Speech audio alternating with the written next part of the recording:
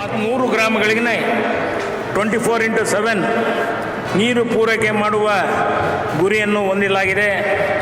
ಮತ್ತು ದಾವಣಗೆರೆ ಜಿಲ್ಲಾ ಆಸ್ಪತ್ರೆಗೆ ನಾನು ತಮ್ಮೆಲ್ಲರ ಪರವಾಗಿ ನಮ್ಮ ಮುಖ್ಯಮಂತ್ರಿಗಳಿಗೆ ಅಭಿನಂದನೆಗಳನ್ನ ಮತ್ತು ತಮಗೆ ಗೊತ್ತಿದ್ದಾಗೆ ದಾವಣಗೆರೆ ಜಿಲ್ಲಾ ಆಸ್ಪತ್ರೆಗೆ 260 ಕೋಟಿ ರೂಪಾಯಿ ಅನುದಾನವನ್ನು ಒದಗಿಸಿದ್ದಾರೆ ಇವತ್ತು. ಆದರೆ ಇವತ್ತು 200 ಬೆಡ್ಡಿನ ICU ವಿಭಾಗವನ್ನು 26 ಕೋಟಿ ರೂಪಾಯಿಗಳಲ್ಲಿ ಉದ್ಘಾಟನೆಯನ್ನು ಮಾಡಿದ್ದಾರೆ. ಯಾಕೆ ಅಂತ ಹೇಳಿದ್ರೆ ಚಿನ್ನಸ್ವಾಮಿ ಸ್ಟೇಡಿಯಂನಲ್ಲಿ 21 ಗೇಟ್ಗಳಿದೆ ಒಳಗಡೆ ಹೋಗೋದಕ್ಕೆ. ಆದರೆ ಲಕ್ಷಾಂತರ ಜನ ಏನು ಬಂದಿದ್ರು ಅವತ್ತು ಒಳಗಡೆ ಹೋಗೋದಕ್ಕೆ ಕೇವಲ 3 ಗೇಟ್ಗಳನ್ನು ಮಾತ್ರ ಈ ಸರ್ಕಾರ ಓಪನ್ ಮಾಡಿದೆ. ಒಂದು ವೇಳೆ 21 ಗೇಟ್ಗಳನ್ನು ಓಪನ್ ಮಾಡಿದ್ರೆ ಈ ರೀತಿ ಸ್ಟ್ಯಾಂಪೇಡ್ ಆಗ್ತಾ ಇರಲಿಲ್ಲ.